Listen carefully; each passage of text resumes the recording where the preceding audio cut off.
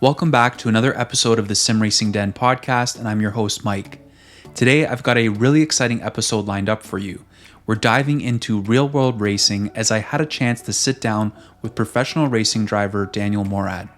Now, Daniel Morad isn't just your average race car driver. He's a force to be reckoned with on both the real and virtual track. With a remarkable professional racing career, Daniel's journey is one of sheer determination and skill. But that's not all. Daniel's passion for racing extends beyond the physical realm.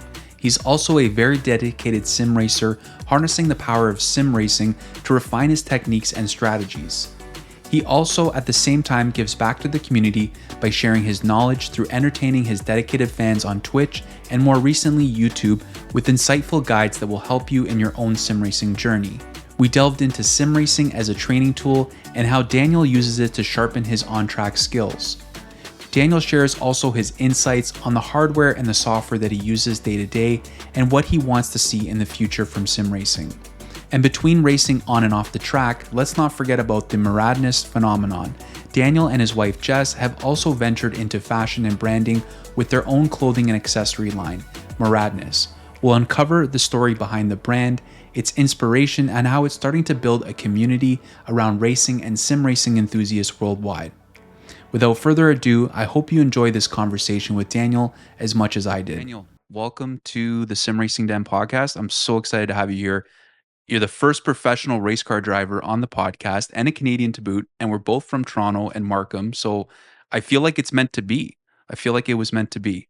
So I know you have a really busy schedule, so thank you for being here. No, my pleasure. My pleasure. Yeah.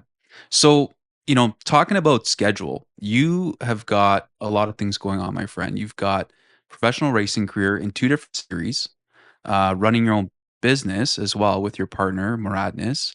And then I'm sure you've got personal obligations, family, relationship, and then you're streaming on Twitch. And then you decided, let me add a YouTube channel on top of that pile of things and then probably training for racing. And I imagine, all that goes along with that, which, I'm hoping to get into on this podcast. But how do you manage your time?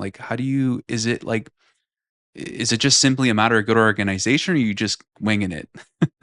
I wing it. Yeah. I'm not going to sugarcoat it. There is so much. I'm very creative and there are a lot of projects on the table, but I just love doing everything that we're doing right now. And for me, there's more to life than just racing. I have so many other passions, and it's nice to actually start connecting all of them together, whether it's in clothing and like fashion design. Working with Jess, with my wife, on that is amazing. Yeah, congratulations. Just recently married, right? Yeah. Well, awesome. Long story short, we officially were married last year, so 2022, and like on paper. And then we did the celebration and like the party just this past year, 2023 in June.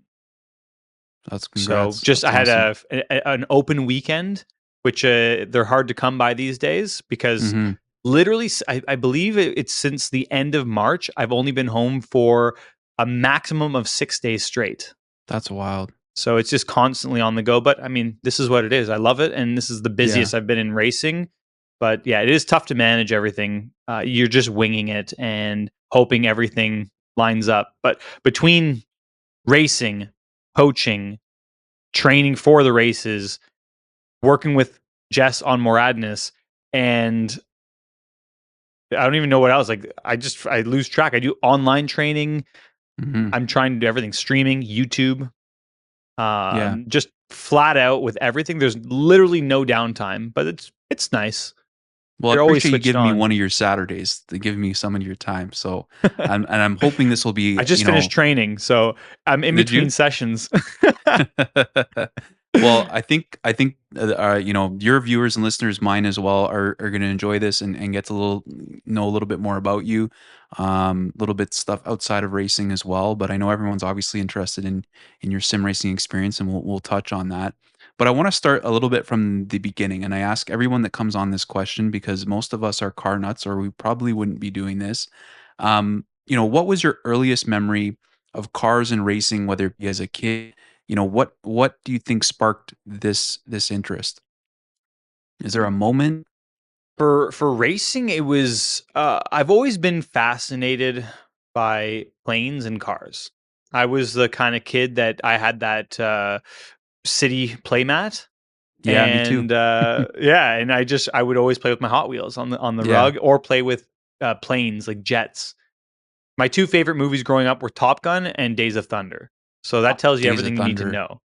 I watched Days of Thunder like so many times. Yeah, Yeah. it's just those are two of the best movies for me. They're two of my favorites. And I had a path going more towards hockey.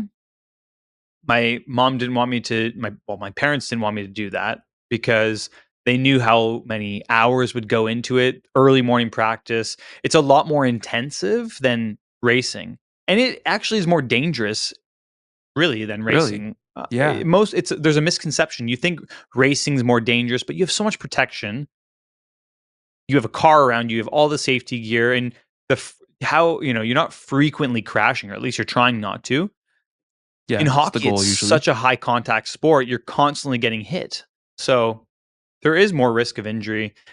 But it's just more so the time. It was a lot more taxing, and my dad actually went indoor karting with some friends and thought I would like it, and he picked up a used cart, and that's what kind of introduced me to racing. I ended up driving the go-kart on my street, which wasn't the best idea, but yeah, in the end, did it for 2 weeks up and down the street, loved it. We went to a local track up at Goodwood Cartways, and from there, the rest is history. Just fell in love. That's awesome.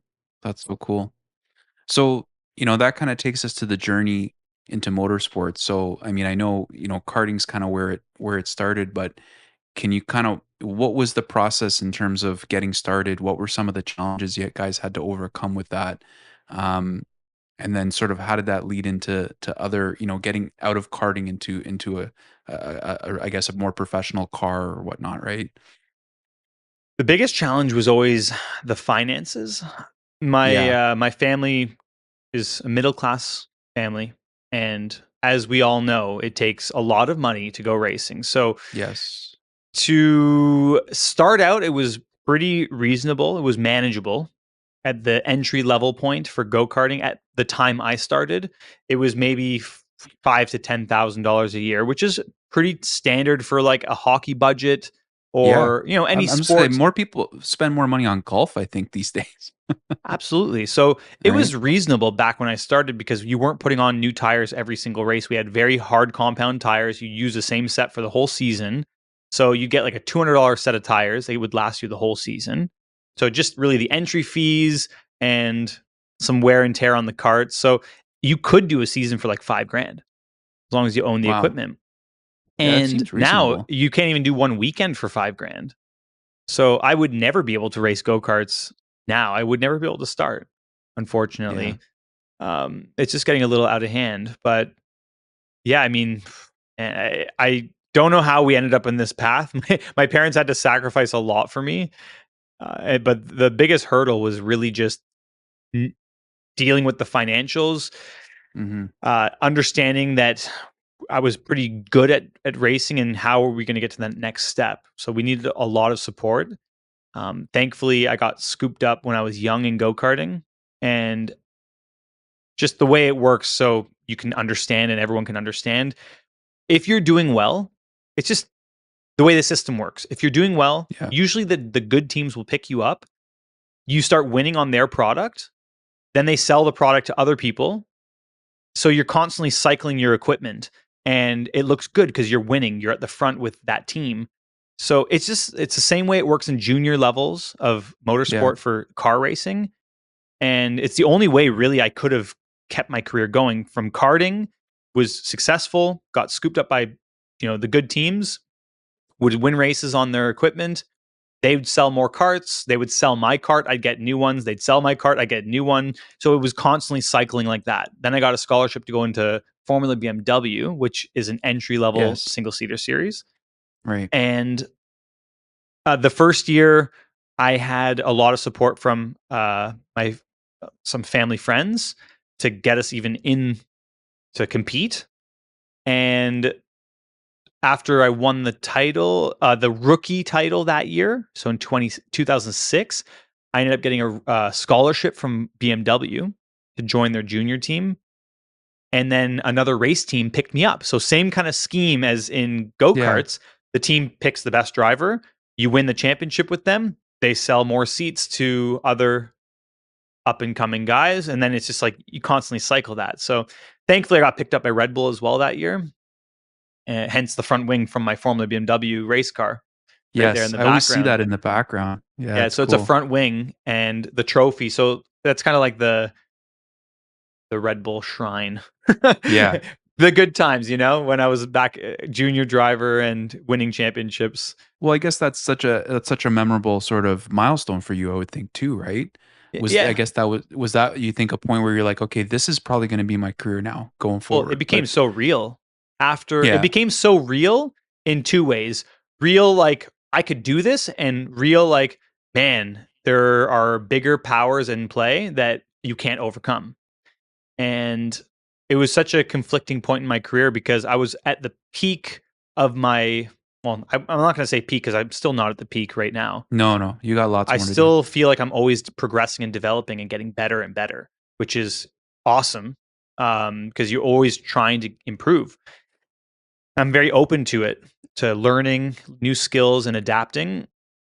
But I mean, I was at the top of the talent pool at the time, winning championship, I won the championship in Formula BMW, broke a record Hmm. for most wins ever in a single season, and Yes. got dropped by Red Bull all at the same time. And it wasn't for performance, it was just for business. So Yeah. it was a tough pill to Yeah. swallow. And that was the harsh reality that sunk in. And that was the turning point for my career where it went down. So I kind of had like a roller coaster ride. It was all uphill, like just not uphill, I guess. It was just going up, Yeah. upward You're trajectory, climbing. everything lining up, get dropped, lose my confidence completely. Performance goes in the bin. And all the sponsorship dried out. We tried to make it happen with as many different people. Latifi supported me. DiFrancesco supported me. I Hmm. had some Lebanese backing Yep. from A1GP when I did the World Cup. Just trying everything. We had no money. My parents couldn't put me through any Yeah. more than entry level karting, and the logistics and traveling of the rest of it. That was pretty much the limit. So it was tough. It was tough, but um, I never gave up, which was the key. I knew Yeah. what my self-worth was. I knew that I had to dig deep within because all these skills don't just go away. You just need the confidence to be able to unleash the skills. And I Yeah, found it and it's again, like thankfully. practice and training. It's like anything, right? And it's a mental thing, like any sport, right? But it's interesting you bring up because I think every sport has its. There's a business when you get to a high level, whatever sport it is. There's a business side. There's a lot of things that are outside of your control and decisions that are made, and you just have to continue to kind of roll with it and you know take care of what you can control. I would think. Does that make sense? I guess I mean, you can't control anything outside that's of true. what's within your reach.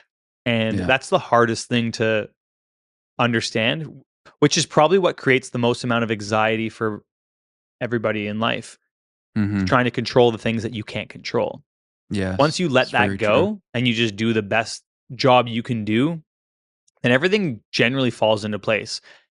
I let go of that, of all my past, and just focused on the best path. Like I didn't sulk and say, why me? Why did I get dropped? I just put that aside at one point and said, okay, this is the reality. You got to make the most of whatever you have right in front of Yeah. you and figure out the path to get back to where you want to go. So Yeah. that was the hardest part, just putting down the shovel of self-abuse and like why am I not good enough? Why did I get dropped? Like stop asking yourself those questions and just focus on where you want to go. That was the turning point for how I got back on track. This is very good advice, not just for racing, but for life Oh, too. it's everything. This is very good. It So, doesn't matter. It can be applicable to anything you do. Just yeah, racing's a lot more fast paced and higher yeah, consequences.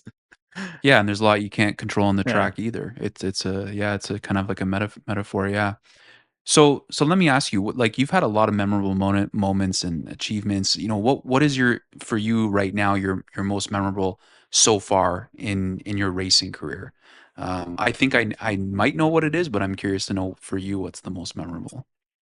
There's a couple really Yeah, cool ones, and for different reasons. yeah, Well, maybe a few. I think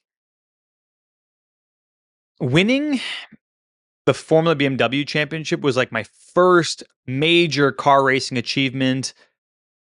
But what tainted that was the fact that shortly after, I got an email from Helmut Marko dropping me from the program. hmm That was my congratulations. So it was such an amazing moment, and it's such a great achievement all season, really executing on such a high level. And, then overshadowed with a dead end. yeah. But the comeback was probably the the biggest achievement because nobody Okay, takes 4 years off of racing and gets back into a race car and yeah, then gets to where we are right now, which I'm kind of pinching myself all the time. Racing for Mercedes AMG, it's kind of been yeah. a dream of mine to race, not just for a manufacturer, but with a manufacturer that is accepting of who you are, who your character is, like what you represent. I think it's so important rather than just being a robot. It's hmm nice. But backtracking a little bit, I have to say, aside from that stuff, winning the world championship in karting, an incredible solo, more so a solo effort because you're the only one driving that kart. Even though Yeah. myself and my mechanic slash engineer, we did that together. You have to, at the end of the day, execute yourself. Whereas, that was insane. That emotion, the feeling, the goosebumps you get from that. hmm A world championship, it's doesn't Yeah. get bigger than that in karting or in any type of motorsport, really. And then, of Yeah. course, Daytona, which is the obvious one, winning the That was the Rolex one I was gonna 24. pick. Yeah. That's a different emotion because you're doing it with multiple people and with a team, of course, right? The pit stops were on point. Like that actually won us the race because the fast pit stop put us in the front. We Mhm. we I entered remember. P2, we exited P1 out of the last pit stop with 52 minutes to go. That was it. That was the key. And you're just doing that with multiple people though. So it's a much different experience. What do you enjoy driving with other drivers like on the same team, like that kind of versus driving on your own? Like obviously there's challenges and things that come along Yeah. with that, but I would, what do you enjoy about that, I guess? I think it's nice to have a little bit of both. Yeah. Depends because sometimes it can be frustrating if hmm um if you're driving with more of a gentleman driver that really isn't 100% committed. That's really challenging. I don't care if somebody's not quick, but the effort that you put in is something that you can't fault anyone for that. If I see somebody not putting any effort and getting terrible results, it frustrates me. If somebody's hmm really trying hard but not getting results, it's okay. That's something that you can work on. Yeah. I've been pretty fortunate to drive with top level drivers. I haven't really had to drive with too many uh, gentleman funded programs. Yeah. But this year has been the first year where I'm really focused more on driving with gentlemen drivers because I got changed. Just to put this simply, there's the FIA driver rankings, and essentially it's split into like two categories, but there's two different categories within those. So you have Yes. bronze and silver, which is considered amateur, and for the hmm most part, generally speaking, those are put into one category. So bronze, silver, and then gold, platinum are in the pro category. So I've been a silver, or they call me a sneaky silver for the past few years because I wasn't really racing enough to get bumped. And when I did get bumped to a gold, I appealed it and I won my appeal. So I could stay in that like amateur category, even though I was still making a living from racing. I was earning money, which Yeah. technically there's a gray area there. There's a lot of sneaky silvers still today that are filling that amateur position within a team where the team owner just wants to win and they fund the whole thing. The team owner sits back, pays for the whole program, gets the two best guys you can get, amateur and pro.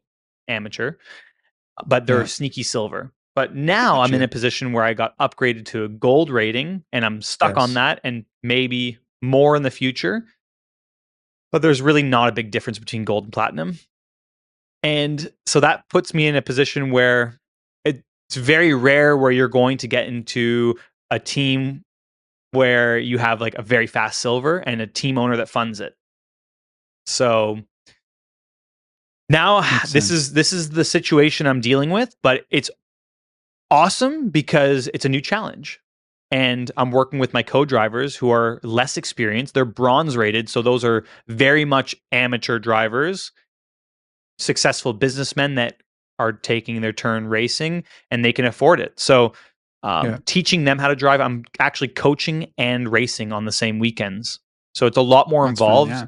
It's actually pretty challenging because there's no free time. You're driving the car, you're debriefing with your engineers, and then you're also coaching and going through the data and video with your co-driver. So Wow. there's a lot.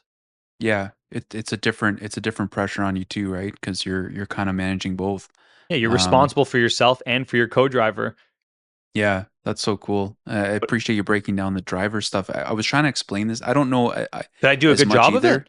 I think so. I mean, I'm still. I got to be honest. It's funny. Sim racing actually. I was always into motorsports. I watched F1 all the time, but sim racing kind of got me into watching things more like IMSA and now watching your series. Actually, now I'm kind of Yeah. following you a little bit, just because this is sort of the sim racing funny. It's funny. It got me into that now because I've been driving those cars in the sim. So I Yeah. got curious and I was trying to explain this to somebody, like even just multi-class racing to somebody about these, multi-class on the same track, and it was funny trying to explain to someone that knows nothing about it, right? Yeah. Well, in Um, IMSA, generally you're getting a lot more sneaky silvers, let's okay, call it, or yeah, silvers that have financial backing.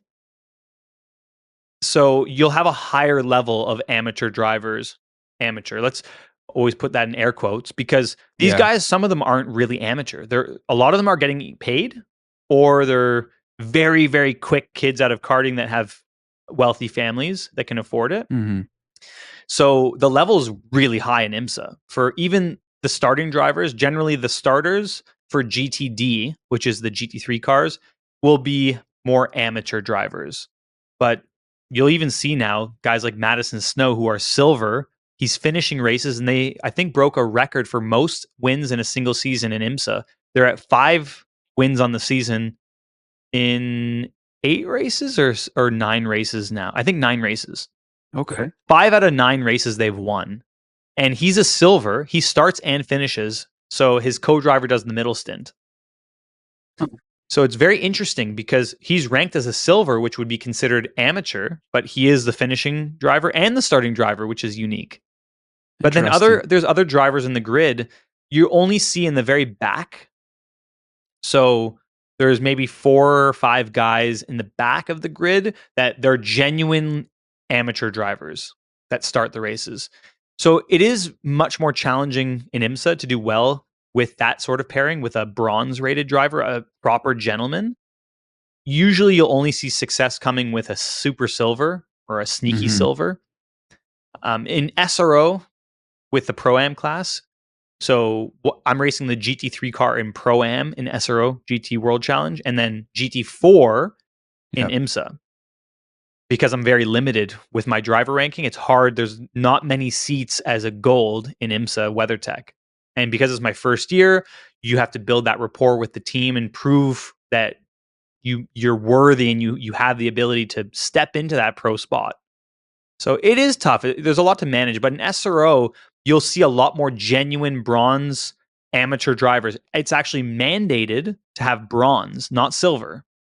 If Okay. you're a Yeah. silver, you're actually considered in the pro class. So it's a Right. little bit different the way it works in SRO. So you'll have a big disparity between speeds of drivers in Pro Am.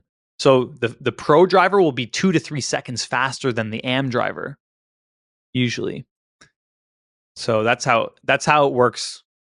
If you're less experienced, you'll typically veer towards the SRO path. If you are a little bit more experienced or you're a fast AM driver, you would take your chance in IMSA. and do GTD there. But Interesting. if you're not experienced, you'll get eaten alive and it won't be a good experience in IMSA. So that's why like IMSA is really high quality, especially end of race, GTD across the board, whether it's pro or regular, you have pros through and through. So it's an incredible race to watch. Yeah, it's incredible to watch. I've been telling like friends and stuff to check it out, right? Like it's not everyone, it's not as widely known about, but for those that are into racing, no. But the racing is really exciting for sure. So what is it like driving sometimes back to back different, weekend to weekend, going from the GT4 car to the GT3? I mean, obviously aerodynamics and power, but is it difficult transitioning back and forth? Have you sort of gotten that motion now? And that's just part of being a driver.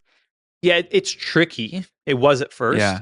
going more so from GT3 down to GT4. You would think it's the Right. opposite.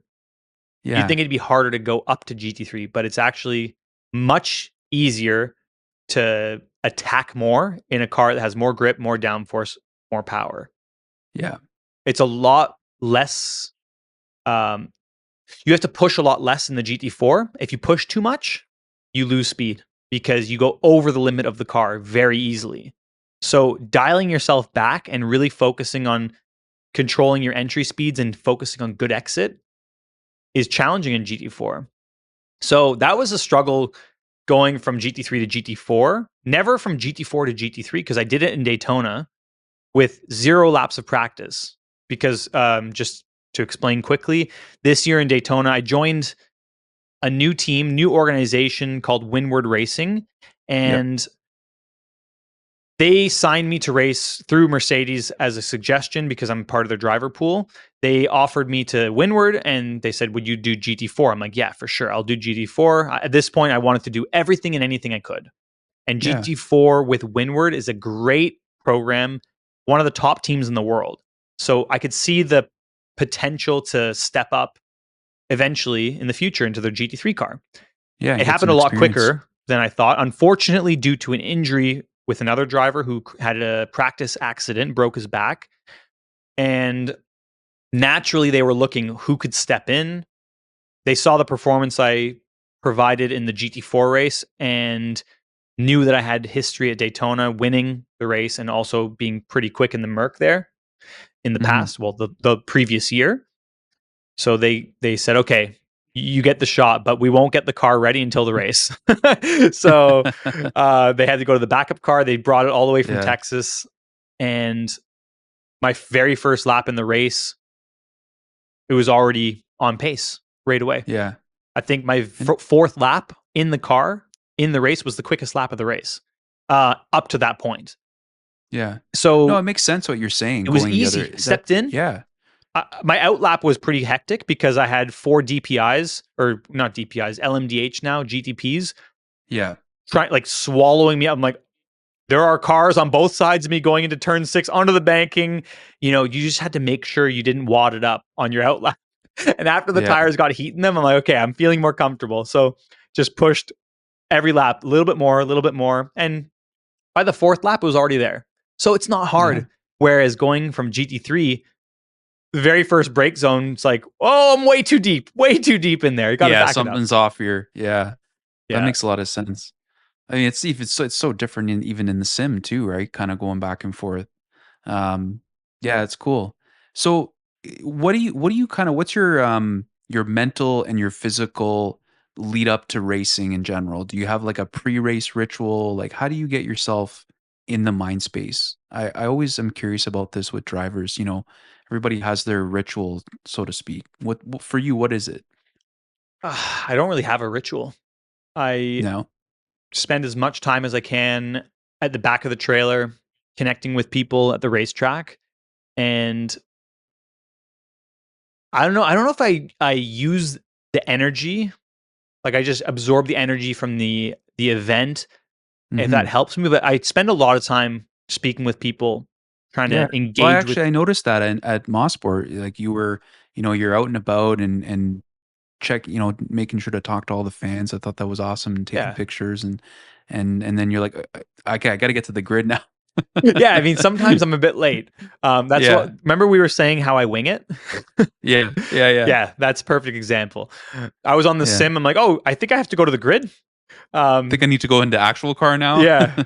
But um, I do whatever I feel like doing. I don't have a ritual. I just yeah, whatever I feel like doing, I'll do that. If I want to have an espresso, I go have 5. yeah. But you know Um, what? In a way, that's a ritual to me. Is just staying relaxed. That in a sense is your ritual. yeah. You're not sort of getting too in your head about it. I I think think the more that's rituals you have, yeah. the more difficult it is to switch on when you don't go through your ritual. So if Mm-hmm. you just condense it as much as possible, and everyone takes, maybe more or less time to get in the zone. For me, all it takes is 2-3 minutes before I go on track. I kind of go by myself, don't talk to anybody, get my earphones ready, all my equipment, I lay it out, and that's pretty much all it takes for me. Just a couple minutes to get locked in. As soon as my helmet Yeah. goes on, I'm in the zone. Yeah. Then I Just can't turns hear on. anybody anyway. So if you're talking to me, I won't hear you. The headphones block out the sound. But Yeah. um, yeah, I think That's just cool. having the helmet on, doing a little bit of breathing exercise. I kind of take a few deep breaths in and out, and that really helps lower down your stress level Mm-hmm. and gets you zoned in. But the Cool. most stressful part, actually, about driving the race car, and from my point of view now, because I usually am like the finishing driver, so Mm-hmm. I'll get in after the race starts. The most stressful time is right before the car comes into the pit lane. Your heart starts beating so fast, like you get that adrenaline rush. It's not well, it It's is excitement, nervousness. right?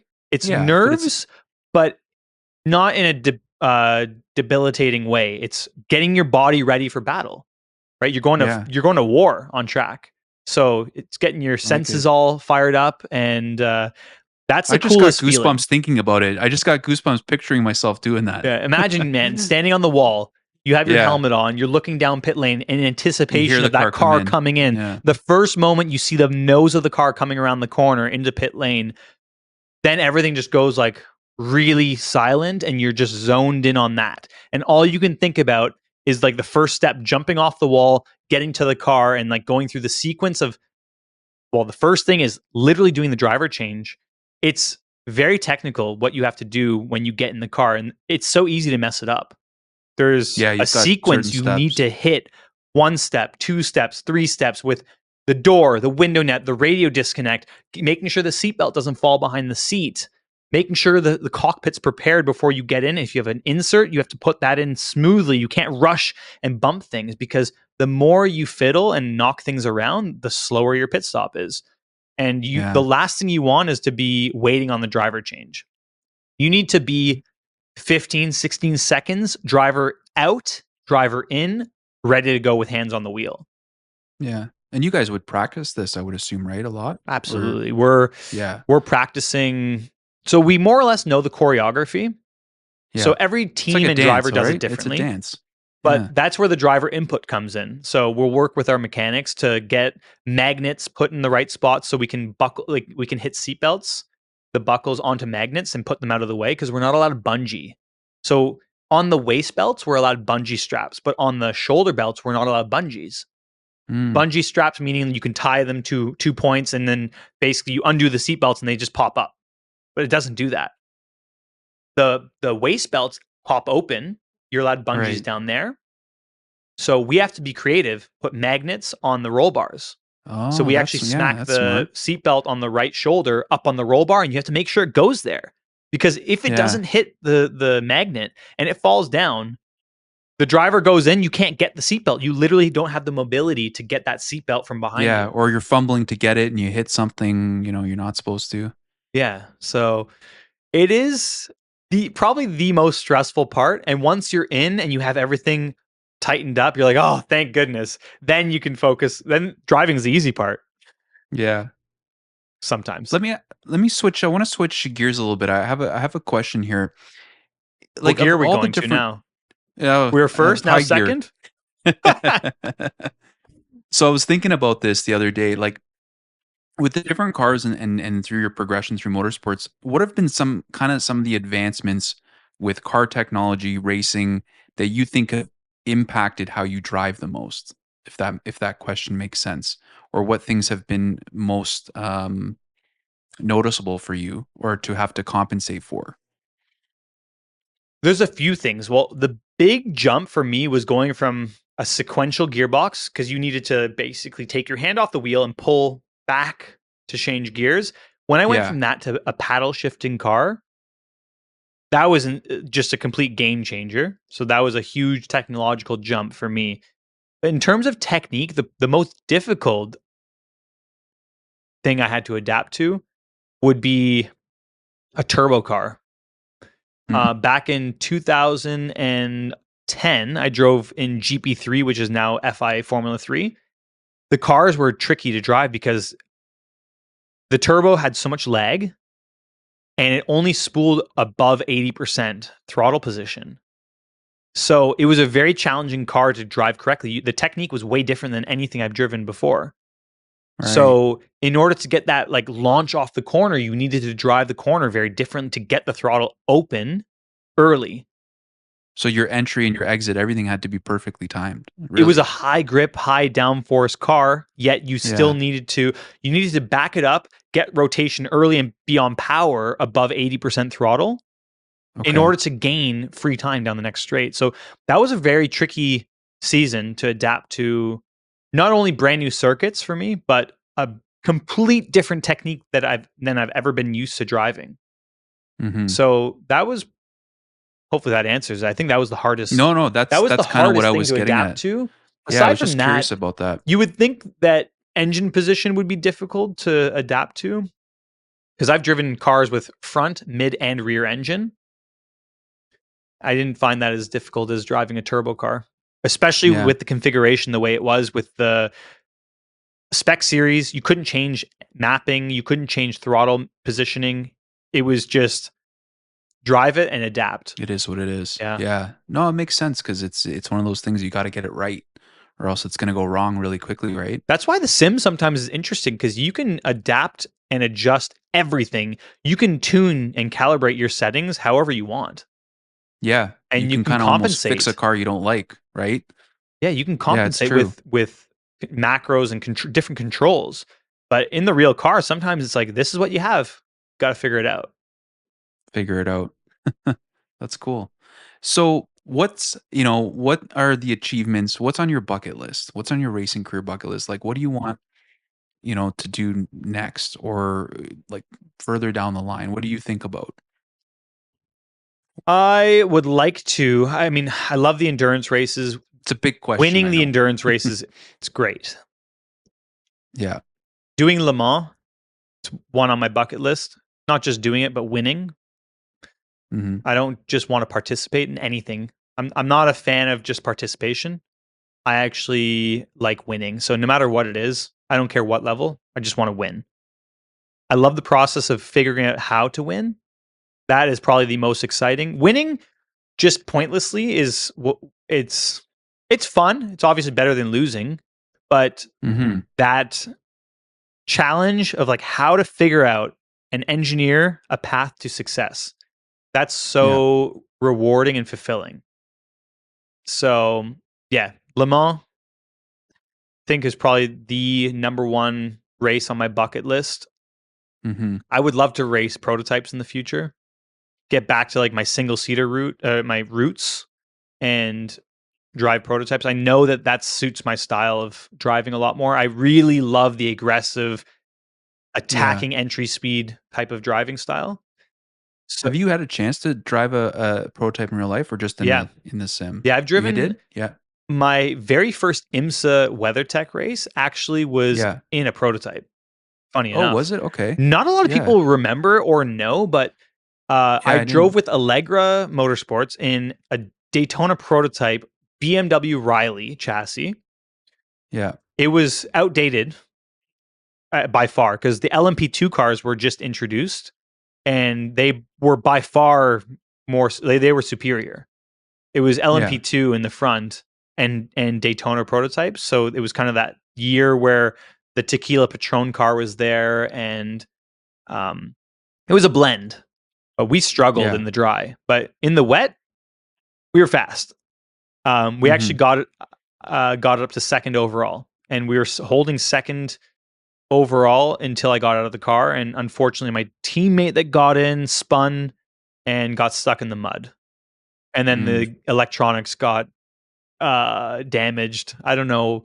It was just not a good program, but it was fun.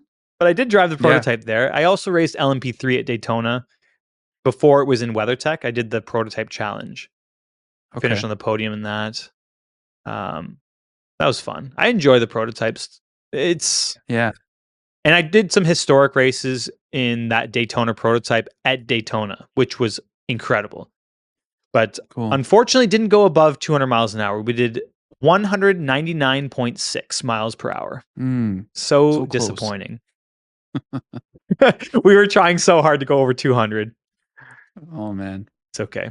So we're gonna talk about sim racing a little bit, but my final question about racing and you know this is kind of a question that you've probably been asked before, maybe, but what advice you have for somebody that wants to get into this career, based on kind of what you went through and wants to kind of follow in your footsteps and get into professional racing. What would you tell that?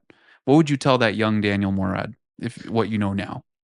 I would say to be open minded when Mm-hmm. opportunities are presenting themselves to you, to take those opportunities and not be so fixated on an unrealistic goal.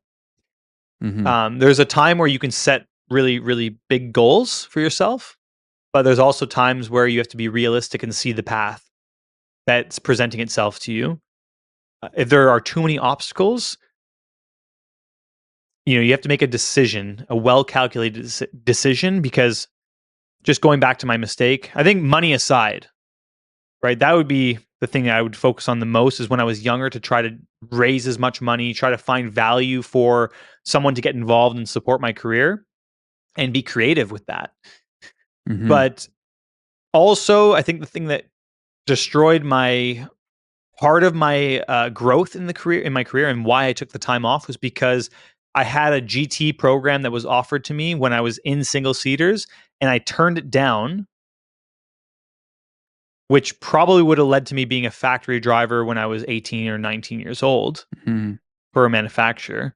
I turned that down to pursue Formula One. And it just so happened that all at that same point, everything kind of fell apart. So knowing when to take those opportunities and not be so hyper focused on one path, be open minded to everything. GT racing, if I would have done it earlier, would have had a maybe not a better career than right now, but definitely there would have been more opportunities, or I would be better Yeah. positioned. Yeah. So take those opportunities, right? When they're Take given to the you. Yeah. opportunities when they smack you in the face. Don't wipe your Good face off advice. and just keep going in the same direction. Solid advice. So let's talk about sim racing, right? And I know a lot of people are interested in this, and you've been bringing a lot of your perspectives to YouTube, which is great, and we'll talk a little bit about that too. But for me, I'm very new to sim racing actually, and just in the last few years, it may seem like I've been doing it forever, but I just kind of threw myself into it head first.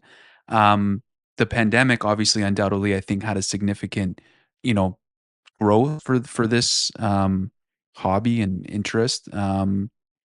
More people are at home looking for things to do. How did what was your first, I guess, experience with sim racing, or was it through gaming? When did you look at it and go, okay, this is extremely interesting and extremely useful tool for me too? Think I actually looked back at my iRacing account and I realized that I Yeah. opened it in 2014. Okay. Um 2014 or 2015, I believe it was. I did one official race. And then I did another official race in 2017, one. Yeah. Then I started doing a little bit more in 2019 just because a few friends were into it and I had VR at the time. And I was like, "Oh, whatever. It's cool, it's fun," but the Yeah. performance was not great. My equipment wasn't that good and I didn't really feel like it was really realistic because of my equipment that I was using. I had Logitech G27 wheel and pedals Hmm. and a Hmm. wooden frame. And then I got a play seat. And I'm like, oh, this is the greatest thing ever. Like, those entry level Yeah. play seats. And I just slowly started getting more pieces because my buddies were into it. And I'm like, man, how are they so good at this? And then Yeah. the competition took over me. I was like, I have to be better. So I Oh yeah. got The into it racer in you. a little bit more because of a few friends. Actually, funny enough, Giuliano Romagnolo, we know him as Stu. He's a huge piece of the community. One of Yeah. my really good friends in real life. He was sim racing, and I played soccer with him. And I found out that he was racing and he was sim racing, and I played soccer against his team, like men's league soccer. Yeah. And that's how I kind of got into it a little bit more. Then COVID hit, and all we could do was sim racing. And I started racing with guys like Lando Norris and Max Verstappen. And I was like, this is Yeah. kind of cool. We're Yeah. all just all over the world. And those are just a few, like the notable ones, but obviously there Yeah. were tons of other pro drivers. Antonio Felix da Costa was the guy that really put everything together. But you had drivers from Mm-hmm. DTM, GT, prototypes, F1, F2, F3, rally. You had everything. Formula One, like legends. Yeah. Barrichello was racing with us. Jensen Button was racing with us. Like, it was so Yeah. cool. So we just did that every single day during COVID, Yeah. and Why not? kind of fell in love with it more and more. And as my equipment got better and better, and I didn't have this stuff when I first started. Like I No. said, I had No. G27 wooden frame. Like, I started from very humble beginnings, and Mm-hmm. just through the partnerships and working hard on racing and trying to connect with people. Like I mentioned, I don't spend my time in my trailer. I spend my time connecting with the people that support motorsport and build a Yep. connection with them. And through my connections with people, they trust what I say. And when I Yeah. use this equipment and I stand by the stuff that I use because all this stuff is good, then it works on the business side, right? Which is why I start having these things more and more. I work really hard at the racetrack. I work hard to get in a car and to perform, to connect with the fans, and to build that connection so that they trust me enough that when I say something's good, they buy it Yep. if they have the means to, or they're in the position to afford that upgrade. And it just makes everyone's experience better. My experience Yeah. is No, incredible for right sure. now because the way I have Yeah. this rig, I mean, on my YouTube channel, I'm up, I really focus on trying to connect the sim racing with real life racing because this is my That's what's been training so tool. great about it. Yeah. I noticed, like, I remember when I first saw the video pop up, and it's funny, I always thought you were on YouTube. I was like, wait a minute, you're right. He doesn't have a YouTube channel. And I was like, yeah, this is makes so much sense for him to be on YouTube. This is going to be awesome. Let's see what he does with this. And then you kind of took it in a different way than I thought, and really started providing this sort of nitty gritty stuff that we're like dying for. I remember when you did the seat adjustments and you're like measuring the angle. I'm like, oh, this guy knows. This guy Yeah. understands. He understands us because there's some of us out there that, like, for me, ergonomics is a big thing and being comfortable in the rig. But I think part of us sit there and we get our seat set up and we go, is this realistic? Is this the way it's actually set up? And we obsess a little bit over it. I know I did.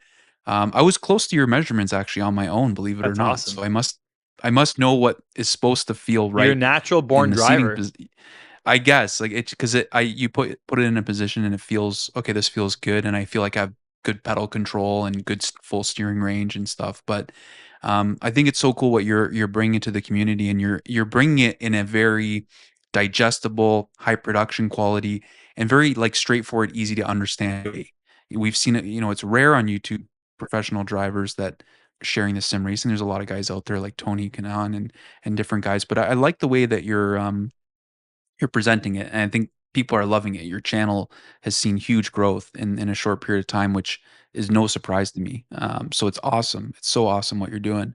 Yeah. Um, I mean, I definitely want it to be easily digestible. That's, yeah, there are many guys that get so technical, but yeah, it's the same way I approach coaching, right? When I try to teach somebody, like in school, I could not understand when people got way too technical. I need very simple, show me the way to do it, not don't tell me how to do it, show me the way for me to figure it out.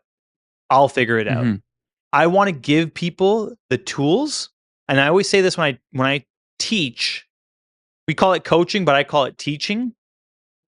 I want to teach people how to understand the dynamics of their car so that you can understand what you're doing. If I just tell you brake at the 100 board, turn in here, go on power here, you're only just doing what I tell you to do. You're not actually understanding Yeah. what you're doing. And you won't be able to repeat it on your own. No, you'll need me to hold your Yeah. hand the whole time. Although it's great Yeah. business for me because you'll keep coming back. I'd Yeah. rather share my knowledge and teach people, many more people, and give the tools to take that next step to go from level 1 to 2. And then once you've maxed out level 2 and you need to get that extra 2/10, we can go again. And then we start to break down those finer details. But racing doesn't Yeah. need to be complicated. It's actually pretty simple to get close. It's pretty simple Yeah. But to get this stuff close. You just need the information and you need to know. I don't tell people set up your seat at exactly this angle. I say this is how mine is, but if you feel a pain in your elbow, then it's probably because either this is incorrect or that's incorrect. So check those two measurements and adjust it until the pain goes away. So yeah. those are the No, it kind of was things I awesome. try to target, not just set it like this and that's it. That's the best way. Yeah, I noticed that's what you were doing is kind of highlighting the reasons why, right? Why do this? If you feel this, adjust here, right? So it made a lot of sense. I think people get hung up on, oh, this is how it's supposed to be, but it's with the sim rig, and even in a real car, you can get you're able to set up your seat what's comfortable for you. So yeah, it makes total sense. I remember like the one that sticks in my head was I was watching your video on defending your Yeah. position. I was having a lot of problems with this in iRacing where, I felt like I couldn't defend my position in a good way, right? And then, I made some mistakes and pulled some, did some things that were wrong. And I remember just something stuck with me was just controlling the center of the course, I think is what you said, or controlling Yeah. the center of the circuit. And I started subconsciously sort of starting to do that in the next couple races, and I was getting podiums and keeping my position in the right way, Yeah. responsible way, let's say on the track, Yeah. without Predictable. weaving back and forth. Yes. And I could see I was really messing with guys behind me. I think they were getting up, because I would kind of come into the center and I knew that was my corner still, so I could control it. So yeah, it's really cool stuff what you're doing. And I think, I think it's exciting to see that. What do you think, like from sim racing? What has been maybe the one thing or a couple of things that have helped you develop the most certain racing skills from sim racing that you've now seen results on the real track from? It's so funny because on my fourth, you can see on the fourth monitor above my rig, I have Hmm. I don't have anything, no HUD on my actual screens. I try to keep it as realistic as possible. I just have the virtual mirror because I find that the FOV of the mirrors in game aren't really accurate. You don't get Yeah. as much from that. Like the FOV from the virtual mirror is a lot more tunable and realistic. So I use that. But aside Hmm. from that, I don't have any HUD. I use the fourth monitor for my telemetry. So I get live telemetry from my throttle and brake input and steering. Now, I don't really look at steering because I know what I'm doing, but Yeah. the pedal position is so important. And what has helped me so much in the real car is I feel so much more connected to my pedals, which ultimately your pedals turn the car. Your Hmm. steering wheel guides the car where you want it to go, but the rate at which your car rotates is all done through the pedals. So if you need more rotation, you can trail a bit more brake longer into the corner. So a light pressure longer keeps weight on the front. Whereas if you get off the brake, it brings that load or the weight off the front tire, so it rotates a bit less. If you go on power, it unloads the front tire even more and sets the weight in the rear. If you go too early, you might snap the rear. I see all these things happening in real life now because I can almost see this telemetry graph, no joke, in my head because Mm. it's something through repetition. I've done so much driving on the sim and knowing how the car rotates and what I'm doing with my foot that I pay way more attention to what my feet are doing in the real car. So when I have a bad That's race car, interesting. let's say the differential is opening too much. It's too free on entry and the car rotates. I know right away I can't coast as much through the corner. I have to be basically back to throttle to stabilize the rear of the car. So just little things, or to get the car to rotate, maybe you need to brake hard in a straight line, get off the brake and rotate really quickly and get back to power to, make the car rotate. Just little things that I have done on the sim with my feet make me, like I said, so much more connected with the real car. And I even said that to my engineer once. I'm like, I don't even need to look at Mm. telemetry anymore out of the car. I can tell you everything I'm doing. Like, I can tell you everything. And Oh, we've done it too, where I've given my feedback and I've said everything, even down to like damper travel and things like this. wow. I could tell my engineer what I'm feeling, differential. I could tell what the preload was on the differential. It's incredible That's just with amazing. my Yeah. feet and how I've learned so much from the telemetry, like live telemetry. Bringing that to the real car has probably been the Huh. biggest help to my career right now, because I've gotten way faster since Yeah. driving on No, the that makes sim. a lot of sense. Oh, for sure. I mean, it's undoubtedly such a useful tool, right? Because you could pretty much you can load up your car, and you can load up the track that you're going to, and work on strategy, right? Yeah, it's not one I to mean, one. Like, I yeah. think it ebbs and flows based on updates and things like that. Like, it's been good. It's kind of going through a weird patch on GT3s currently, Hmm. with especially with the AMG GT3. It's kind of driving a little funny right now because there's been so many updates to the tire and the car is a little bit out of that window. So there's almost a disconnect. But it doesn't really matter Hmm. too much, because at the end of the day, even if it's not the most balanced car, you still have to adapt to it. So learning to adapt, you're never having the perfect race car in real life. You don't get Yep. as much lap track time as you do in the sim.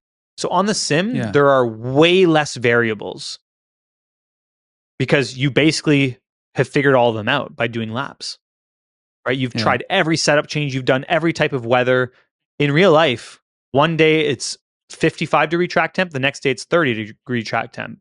And the track rubbers in different ways. It evolves a lot more rapidly over a weekend, or degrades if it rains.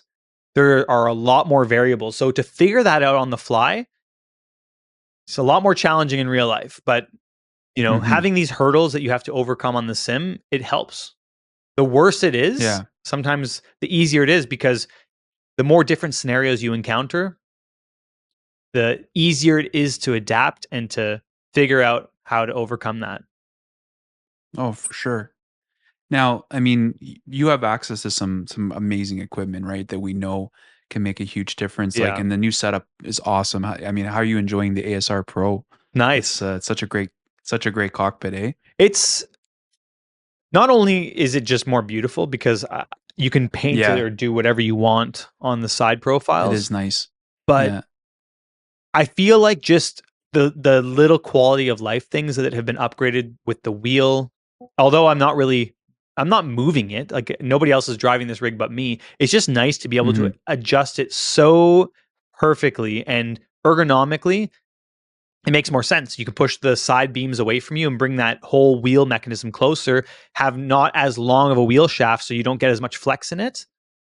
Yeah. And it just makes more sense. The pedal deck's nice. It's very easy to adjust up and down, but more so that steel plate across the back, I feel makes it a lot more rigid, and there's less creaks and cracks, especially with D-Box. With motion, it's just more sturdy. You don't have to tighten the Yeah. bolts as much or anything. Not that I had to do that on the old rig, but you could definitely hear, just with the way the joints work with those corner brackets on the 80/20 profile or the extruded profile. No Yeah. matter what, it's constantly twisting and flexing right on those corners. But with this new Hmm. new design, it's pretty nice. Like, on top of that, we got SimuCube 2 Ultimate, which surprisingly has been a significant jump forward in performance. I was going to ask you, do you notice, for you, is there a difference between the Pro, a big difference or a noticeable difference? It's If you're like, am I going to go way better and get more speed? The answer is no. You're not going to go faster, Hmm. I don't think, with an ultimate. But it does have so much more text. Like, there's more layering in it. something that you just need to have your hands on it to really feel. And I went back to back. Like day before, I drove with the Pro. Yeah. Next day, drove with the Ultimate, and exact same car settings, everything. And it's like, oh yeah, there's like, it's smoother, it's quicker to Yeah. unwind. Like when you start feeling that slide in the back, it's not so numb. There's like a numbness in the not a numbness in the Pro, but it just feels so much more direct. Like it's happening Yes. instantaneous. I noticed a bit of it too because my first time trying the Ultimate was at uh, Mosport Yeah. at your trailer, and then I just recently was in Montreal actually at ASR's their new headquarters, which it looks Yeah. amazing. I saw It's the it's videos. it's like anybody that loves sim racing would want this top floor of the headquarters in your basement. Like there's a bar and you've got flight sim room. Like it's a Yeah, I dream need to come true. I go. wish I wish I wasn't so far away from their headquarters. Like I'd move to Montreal if I could hang out there. But yeah, no, the adjustability of the SR Pro is, I think, a huge thing. I think even for people like myself, I like changing the wheel up. I'm driving different cars just to be able to do those micro adjustments. That's actually a Yeah, it good is really point. cool. I never thought about like Yeah, that's when it would come in handy. When you change wheels, you have an extension on one, but you don't have it on the other. The wheels are a little yeah, bit different. To get your ergonomics set correctly, it's literally two screws, and you just like yeah, half turn, slide. yeah, It's yeah. These quality of life things are what are worth it, and that's why I recommend things like that. That makes sense. Would you say, like, what do you think is the hardware? Um, that's like most realistic right now. What is helping in terms of replicating? Is it the D box? Is it the active pedals? Or is it just everything combined now?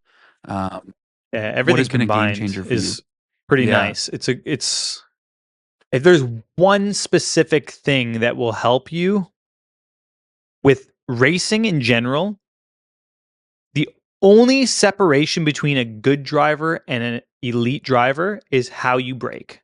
So Hmm. let's just say you have a decent rig already. The brake pedal is the thing that changes the experience. Because, Hmm. and this is something that my teammates mentioned, Bryce Ward. He doesn't have a very, he has an okay brake pedal. I'm not going to name names, but Yeah. he's like, the travel is not really precise. It doesn't the brake doesn't move as much as the real car. And he's like, I can't get it dialed in the way the real car feels. And every time I go back to the GT4 to drive it, I always end up pushing the brake too much because it's my pedal's so short, like the travel's so short and it's so stiff. And in the GT4, it's like 50 kilograms of force you might need, 50, 60 maximum. And the travel is like 6 or 7 centimeters. Like it moves a good amount. Whereas most sim Yeah. pedals move this much. I was surprised actually. It's funny. I didn't know how much travel was in some of the real race And you see it in my pedals, right? videos Like that I in posted. yeah, you see It it in your moves. It videos, moves which that is much. Like so cool. GT3 even Yeah. moves 6 or 7 centimeters of travel. Yeah. But you're right, a lot of sim pedals are sort of replicating short travel, and I don't know if that's the case in open wheel or Formula One cars, but even Formula One cars, I've seen videos where there can be quite a bit of Yeah, travel it's a too. stiffer pedal, but there's So still quite a bit of travel. And yeah. every team is different. McLaren has a longer travel, whereas Hmm. Mercedes might have a shorter travel. And it's Yeah. also down to the driver's preference. Master cylinder size makes a huge difference in that. I know that even in our car in the Mercedes, we can change master cylinder size. And there's kind of like a meta that you would run front to rear just to get the right balance and the release rate because you can get like Yeah. stickiness if you have the wrong combination. And what I mean by that, it's Uh-uh. almost like an e-brake feeling where you can release the brake and the rear pads might stick on too long. Oh, So you'll interesting. get like Okay. this weird rotation in. So it's almost Yeah. like a false sense of oversteer on entry, but it might not be because then it like whips to understeer. Ah, okay. Yeah, but it's Okay. there's certain things you could do, but anyway, brake pedal is probably the most important piece of sim equipment. The active Yeah. pedal is expensive. There's no doubt about Yeah. that. But if you can replicate your braking in real life and the technique, the cadence, the timing, the pressure, the rate of release, the release point, if you can get all that stuff sort of similar, then you jump in the real car and it's no problem. It's easy. Yeah. I'm not joking when I say this. So this is even before that's more of a D-box thing, but when I went to Indy with the D-box, it's also very cool. It felt exactly the same. My very first lap, I was already on pace. I've never driven there on that layout in the GT3 car. I was on pace straight away from iRacing with D-box straight into the real car, hitting the curbs. It felt so natural. I was like, oh, I've already done this. Yeah. But then driving all season, going from GT3 to GT4, getting my braking dialed back in for GT4 has been awesome, because in the beginning of the year, it was hard to go down to GT4, like I said. But when I drive on the sim, my brake pedal is tuned in a way where it feels very much like the GT4. And when I brake, it's big travel, softer pedal feel, a little bit softer than the GT3 and longer slightly. And the technique in the way you brake is a lot different. You need to keep the front tires straight on the initial hit on the brakes. If you rotate it a little bit and you have a bit of weight distribution on the left or right versus dead straight, the car doesn't stop. It just keeps going. The thing just won't slow down. So that braking, the brake pedal has helped me transition back and forth. And now it's just subconscious. Now I don't even need it. It's just programmed. So that's, I think, I mean, it makes total sense for that sense, That's why I just don't like ACC, to be honest, and not to like make it, I think that it does some things well. I just don't treat it as like a simulator I would use to train, because it's so far away on the most critical part of the corner, which is braking. The timing is, people can say, oh, with the pressure, you can tune your pedals so that it's easier to go to 100% pressure or whatever. It's not that. It's the timing of everything. It's how long you spend on peak pressure. It's how you peak it, hold it, release it, the timing of the release, the holding pressure on the release on the very end, that tail end. All these things. The casual sim racer that will say ACC is the most realistic thing without ever driving a real car, it drives me crazy, because I'm just statement. like, man, I do this. I appreciate that you did the comparison, because you could see the demand, and I was waiting for it. But you can see the video, right? You can see how it works. What's funny though, like, so I have no real experience in a race car. I've driven like Porsches and Ferraris on a track and stuff like that before, but I don't know what it is, but iRacing still, to me, just feels right. And I have no experience to base that on. It's just my until you go over the opinion. limit. That's the problem. Yeah. But in a good way, looking at it from a positive, if you push over the limit in the GT4 in real life, it's also, it has a similar effect, just not as bad. You lose time, but you don't overheat the tire to the point where it's undrivable. Whereas in iRacing, they got to figure out a way to tune the thermal model where when the tire gets hot, it doesn't lose like 40% grip. It needs to be where, okay, you slide a little bit. You want to see that hustle in the car and the wheel. If you ever watch my comparisons side by side, I'm moving the wheel a lot more in the real car. There's a lot more adjustments, micro adjustments, where I feel like the tire's wobbling a bit more under me. You can't do that on iRacing. You need to drive it more on a rail, where you're turning in one time smooth and you're holding it.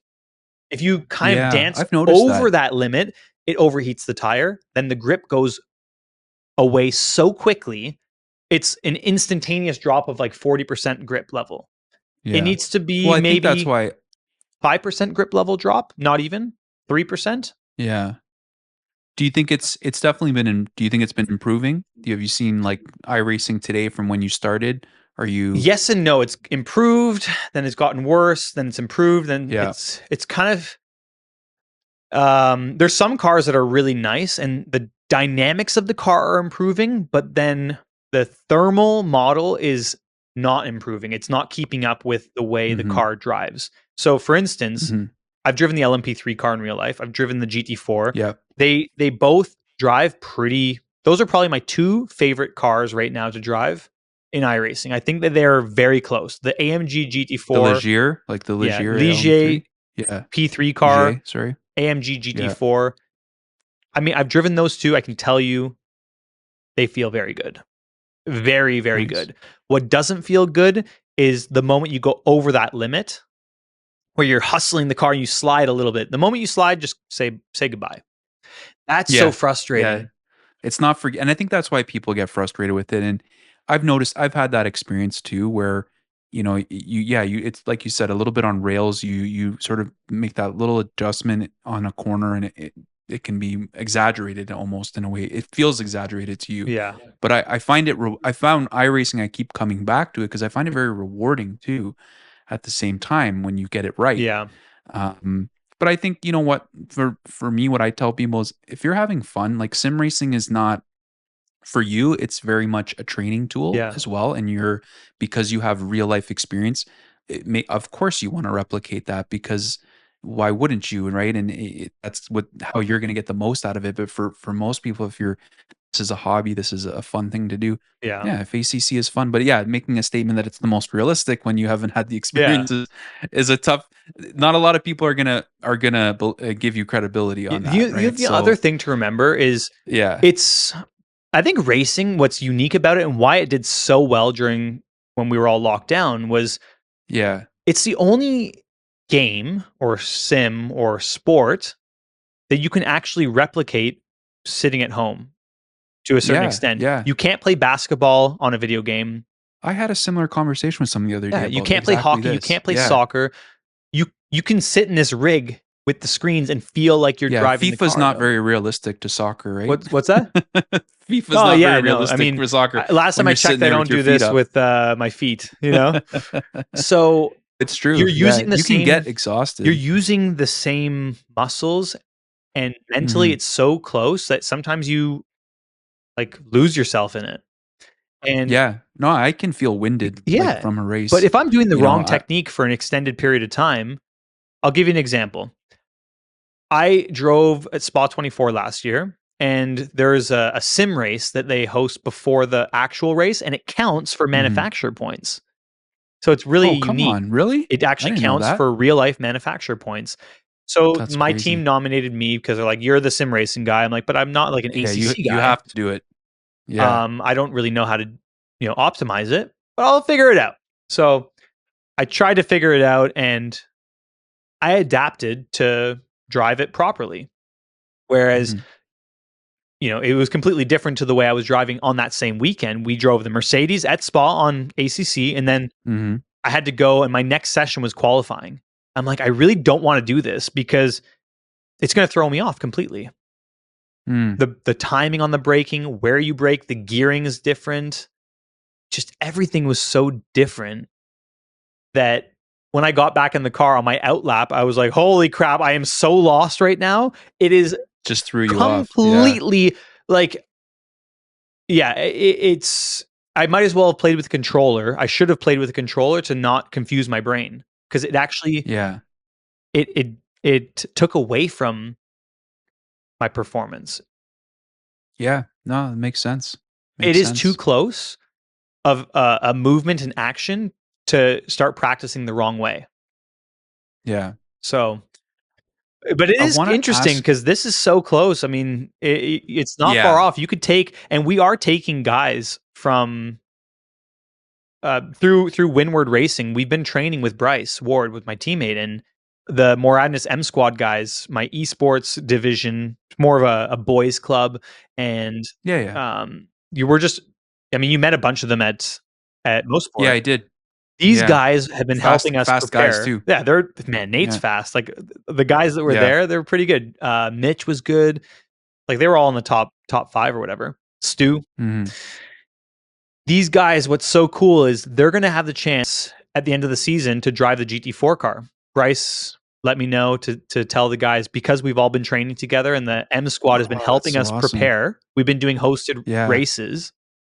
He said that I want to bring the guys out, the whole team, and we're going to do a track day. How cool is that? How cool is that? So, I mean, They're it's gonna just literally a dream come true to be able to get these guys in a real race car. And they're gonna have a They're gonna blast. have a Yeah. blast, and I think they're gonna be good. I think you're right. I think like yeah, if they've been spending a lot of time in iRacing and they're gonna have a much better head start than any of us are Yeah. getting in a car, right? Well, we have So 2 cars. We have 2 GT4s. I'm not sure logistically how it's gonna work if I'm in one and they're in yeah, the other and it's a lead follow, but I genuinely think that some of the guys could be pretty respectable. I mean, some of the other guys that are not, let's say, focused on performance, they're just there for a good time and wanting to enjoy sim yeah, racing. I still want them to have the experience just to see what it's like because they have been helping yeah. us prepare in the real car or in the That's cool. on the sim I'm for the curious real to see car. the lap times. I think they're gonna get competitive with each other too, with the laps, right? We'll see. But we have a whole Yeah, event plan. We're gonna do some on track in the GT4. Then we're gonna do um, some karting, and it's gonna be yeah. a fun time. It'll be really cool. That's Finally, very we're getting cool. all the guys together because we're from all over. You know, like some guys are from Australia. We have one guy from Australia, and then Yeah, everyone else is from scattered across North America and Canada. Well, North yeah. America and Canada are the same. US and It's Canada. probably rare that you're all in the same place, right, on any given time. Very rare. I mean, a lot of the guys come Yeah, out to the races. So we have had guys come out to Road America, to VIR, to Mosport, Sebring, Daytona. But to get everyone together in the same spot, same time, driving the race car, it's going to be such a unique experience. that's I'm gonna gonna be video, such a I'm great gonna day. capture the whole thing. You So have we're to. gonna, I was gonna say, yeah, we gotta see this on yeah, YouTube. it'll be on Yeah, YouTube. yeah, that would be You cool. can't not. I mean, come on. Taking sim races, No, this will be like Mr. Beast level type of video. no, this is exactly. This is actually really cool, and I think people are gonna love to watch Maybe that. okay, I I'm mean, getting it's like, exaggerated here. Okay, it's not going to be quite that production level, but hey, hey, you got to set the goal high. it got to be I want to ask realistic. you. Oh yeah. So I want to ask you a little bit about VR, and because it's fresh in my head. So when I was at ASR on the weekend in Montreal, and I haven't had a lot of experience with VR headsets, and it's been a while since I've tried one. And I tried the I think it's the Varo AR Pro or something like that. Hmm. It was pretty amazing. Like I mean, I put that thing on and the headphones on and just blocked out everything, and you like amazing. And it's I was on Daytona, and I kind of know like breaking points and things there, and it was just so much easier to read the distance and everything. Like I really felt like I was in the car. But like, how do you? And I get a lot of comments. Like if I post a video about a monitor guide or anything or beginner, it immediately VR is better than triple. VR is better than triple, and I always say like what's best is what's best for you, right? Yeah. And there's a lot of pros and cons between triple. It's just more comfortable for me to just jump in and not have to strap a headset on. But what's been your experience with VR, and like, do you think one day you'll be completely training with VR? Obviously not streaming on Twitch because that wouldn't work well with No, VR. But I started with I'm VR. curious to get. I know you Yeah. mentioned that, and so I just kind of want to get your feelings on VR, and what do you think maybe needs to be tweaked still, and is there a point where you could say like, yeah, this is what I'm going to use? I think we're close to that point. It's obviously Yeah, inconvenient. yeah, I it think if you is, and can, it's hot too. yeah, if you have a smaller headset that's good Yeah, quality, I think well, maybe there's one. there's one I've seen. I don't know if it's the Pimax or No, I it's one forget of the name those. of it, but there's a small headset that Will was. Yeah, Will had it on his channel, Yeah, I think. that's interesting. Yeah, I'm not opposed to VR. I really love it. I yeah, just didn't like the inconsistency on frame rate. The fluctuation would throw me off. I got a lot quicker when I drove with monitors. My I rating skyrocketed. When I went to triple monitors, it went from like 2800 to really. 5500 in like 3 Yeah. months. Well, that's been my biggest gripe with it because look, I think you're kind of a tech guy too. We're tech guys, right? We're nerds a little bit with this stuff. It's like I always want the best performance that I can get, Yeah. right? And with racing with frames, and that's what has held me back from a lot of VR. I mean, I think the Varo that I was trying was like 70, 80 frames at the time when I was testing it, which is it's it's acceptable, I think, for racing, but it's not quite there. Yeah. The more frame rate, the more information, and when you're traveling at a high Hmm. rate of speed, if you can fit more frames and more information in a span of 1 meter or 2 meters, you'll be way more precise. Just Yeah. just the way it is. You can't overcome that. So if you're getting like a slideshow as you're going to a breakpoint, you're very inconsistent and you're inaccurate. You might get one corner spot on, but then the next time it's like you have a 1 in 3 shot of getting the right breakpoint that you want based on the Yeah. information you're getting through your eyes to your brain. So you can't make that decision. So the more info you have, the better and easier it becomes. And that's what I found when I went to triples. I got immediately 144 FPS from 60. Sometimes it dropped to 40, at the most 80. Immediately improved lap time, and it felt effortless. I wasn't even Yeah. trying. One thing I have to say is I felt so disconnected. When I jumped into sim racing initially, I drove on a single screen. I felt so disconnected, like the screen was there and I was here. When I put VR on, immediately I stopped spinning. I felt like I Yeah. could catch the slides, but I would make mistakes that I could catch. So that was a positive. Stability went down. The more that the game got developed, the more the performance went down. Even though I upgraded the computer, I just couldn't live with that poor FPS performance. Yeah. And yeah, as soon as I went to triples, it was so smooth. It felt effortless. I could hit my break points. I still had this disconnect. Like the screen was there and I was here. And there was a separation between, the game and myself. But at one point, it got more comfortable, especially as it like wrapped around me with the triple screens. I've actually had Mhm. these monitors for a while. These are my first monitors I got, the Yeah. triple monitors, and they've been okay.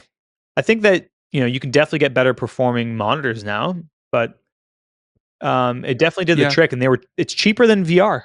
They're like $300 each piece, and you can get them on Yeah. sale for I even think cheaper. when you weigh the cost for sure, and I mean, like, I don't know, like I'll turn off all the lights in here and my monitors sort of, almost wrap around me. It's pretty Yeah, immersive. Like, I think the cool thing, like, look, VR is a lot of fun. I would definitely, like, I want to try it again. I kind of want to have a headset here just to like play around with and have, but I would say if you can only afford one or the other, I still would lean towards triple because of the performance, the comfort, just the accessibility it's a to lot it. easier to just jump Um, on and go, and that's been the big change for yeah, me. Going from VR, it was such a hassle. It took me half an hour to even get the stream going. With this, I can jump on and in 5 minutes. Everything's on, all the yeah. software is loaded, and I'm ready. Yeah. It is cool. I mean, to be able to look down and see, all the different things in the car, but most like you're not doing that when you're racing, you're here. So Yeah, but even though the head movement you know, is a lot more natural. yeah, Being it is able cool. to actually look around the A pillar is a lot more natural in VR, Yeah. whereas on the screens, you really are fixed. That's why for some cars, I move my seating position a bit more to the middle of the car because you can't see Yeah. around the A pillar. But in real life, you can actually move your head, and just a few centimeters forward or backwards is enough to get a perspective around the A pillar of Mhm. of a race car. It was a cool experience. I would encourage, and I think you would maybe give the same advice, try both, right? Like if you can go to a place like ASR, which is open now, if you're in that area, you could go back to back. You could go into their, 45-inch OLED triple setup and then put on a VR headset, and figure out what Yeah. works, right? What So no, it's software would cool. you like to see come out? Like if you were not software but hardware, if you were to have any new piece of hardware, what do you think would benefit sim racing the most? I was gonna ask you No, this it's my turn question. to ask you questions. Who's interviewing who I now? want to know your perspective because you've done like I I love don't your reviews and the way you put everything together, and you've touched a lot of pieces now. Like I have. you have some experience, probably more than me. I know what I know. I just I take don't the know best about stuff that. and put it on. And I can confidently say, I'm like, yep, this is the best. I know it. I, I've thought about this a lot, and I mean, look, I would say I appreciate that. I'm still relatively new in the space and reviewing. Like I've not had my hands on equipments like guys that have been doing this a long time. But I look, I always approach it just from who I am. Like I'm just, I'm a hobbyist sim racer, but I'm a guy who's passionate about technology, and I like to know that even if I haven't had the real experience, it's cool to know that I'm touching something that's close to the real experience, right? So when you say things like, "Hey, this is real," I pay attention to Yeah. that because I want that because to me it's exciting, it's fun, right? But yeah, I think the honestly the active pedals was something that was missing. Like I don't know if you agree with this, but I noticed earlier on in sim racing, and I was giving this advice, is that upgrade your pedals first, right? I think pedals actually made it started making such a big difference when I upgraded to like better pedals. I think I was on like the Fnatic V3s, Yeah. and then I moved to the Sprints, and now I'm like I keep going back and forth. Like I have a pair of Invictus, but I'm running the Ultimates now because I was using the Ultimates at ASR that weekend, and I was like I never actually had a chance to try them, so I said I just bought a set so that I could compare and I'll decide if I'm going to sell the Invictus or not. But I think the active pedals we've always been able to change things on the steering wheel or the wheelbase, or I should say, but we've never really been able to dial in our pedals like we could now with the active pedal. And I think what I'm more excited to see is that technology get into a more mid-range price, Yeah. let's say, right? Like the active pedals, look, if you can afford it, like get it. I have without no doubt that it's probably great, not even trying them. But I think when we take that technology and we get into maybe a different cross other pedals, that would be interesting. Um, but yeah, I mean, I'd like to see from a software perspective, it easier to get up and going. I also think from a hardware perspective, a turnkey setup would be great for beginners. I get asked a lot of times, it can be very overwhelming. Like for me, I actually enjoyed the process of building this out and selecting the equipment and Yeah. figuring out what makes sense. But I think for most people, just can I just buy a turnkey setup? Now you can call Advanced Sim Racing and they'll come build it for you, but it would be cool to buy everything in a box, Yeah. right? Maybe Is that even maybe a manufacturer could do that. I don't know. Yeah. Having a sim racing solution that's good quality, good enough Yes. that all the components are there. You can just say, yes, this is what I want. And it's produced enough where the cost can go down. Because I Mhm. think that's the big problem is maybe there's not enough quantity of for the production. And it's so That is a scattered all problem. over. Yeah. Like if you were to produce something where it was like the kit, one kit that you could just buy. I mean, there are kits like that, but there's still so much setup involved. Like that's a huge issue for sure. But just the cost of entry is Yeah. actually pretty difficult as well. The cost of Yeah. entry Well, is difficult. we're starting to see that change a little bit. There are some other manufacturers now, Moza being one of them, that is like they're just pumping out really great options. Like I tried their R12 wheelbase, which I have here, and it's fantastic I'm for me personally, I'm not going to trade my SimiCube 2 Pro in Yeah. any day, but I'm not lying. The experience on that R12 was so good. Like I would, for most people, if they don't have the budget beyond that, I think you could be happy with something like that. Yeah. Um, but yeah, no, I'm curious to know what you think too. Like, do you think there's something missing still from a software, from a hardware perspective that would complete that realism for you and the training side of it? Um, Yeah, I think that what's missing, my dream piece of hardware would be yeah, like a 75-inch screen, full wraparound, one panel, yeah, okay. or whatever the equivalent of maybe like a little bit wider than a 32 triple 32. I'd have to Yeah. check what the complete diagonal would be. What did you think of those 45-inch OLEDs that ASR They're brought? Those are on my bucket list now. yes Those are and really no. nice. The problem with those is the biggest issue with sim racing is not horizontal real estate, it's Mhm. vertical. Oh, yeah, like you miss a lot Yes, from the I would interior. Yeah. prefer, I think, to make it more immersive, to be able to have big enough screens to be able to put behind your wheelbase, so it's like the wheel shaft is coming out of the screen, Yes, and please. that would Yeah. give you the correct proportions from front windshield, you put your arms out, to where the Mhm. shaft comes out. and then you can have a screen, maybe like right in your line of sight, and enough of the screen going below the wheelbase in order to get the cockpit. That would make it feel so much more Yeah. immersive because you don't need the width. The width is fine. It already goes to as far as you need to look. Oh yeah, you get your you get your, when you look to With the side 32s, you window. get more or less whatever you need. Maybe a little bit more would be nice. Perhaps if it can Yeah. go just a little bit behind you, that would be kind of cool. But in order Yeah. to get that realism, having the height, so not a 21:9 ratio, a 16:9 ratio monitor that was 1,000 R curve, big enough to go all the way around you, that would be incredible. That would be Yeah. pretty awesome.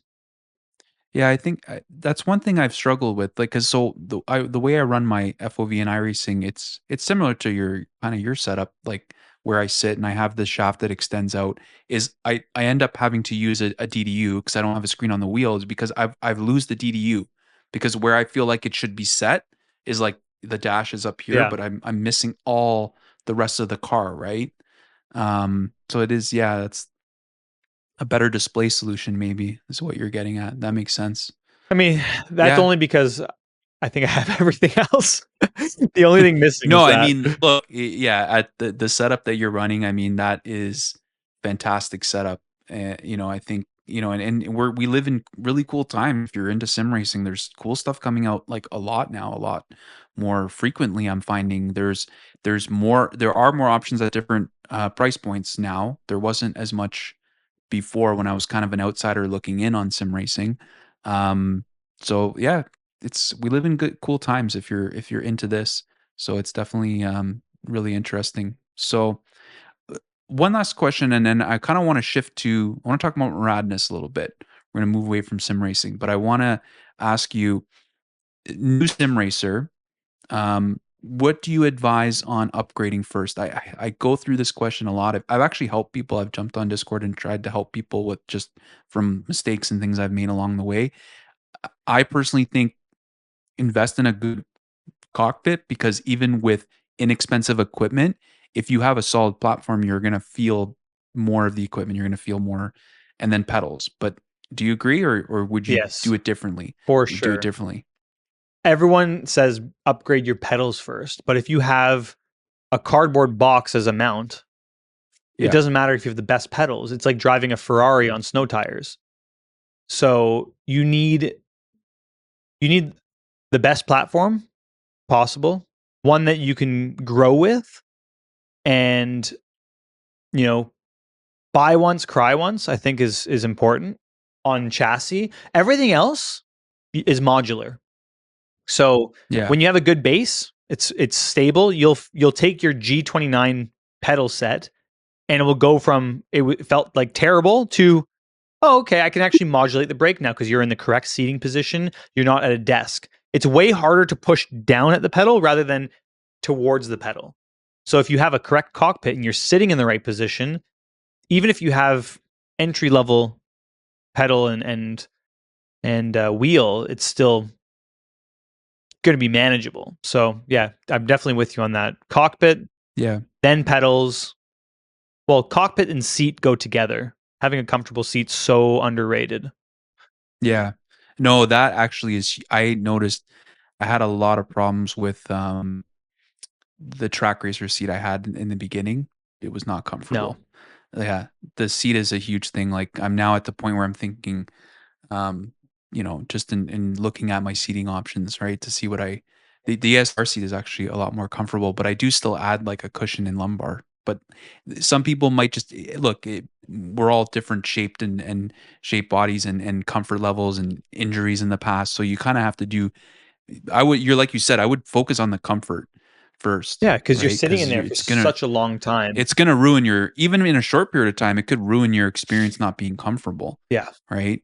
Um, but yeah, I remember I did it wrong a little bit in the beginning. I had like really high torque wheelbase, Fanatic DD1. I had the Invicta pedals on it on this track racer cockpit that there was some flex already, like because so I should have done it the other way Yeah. around.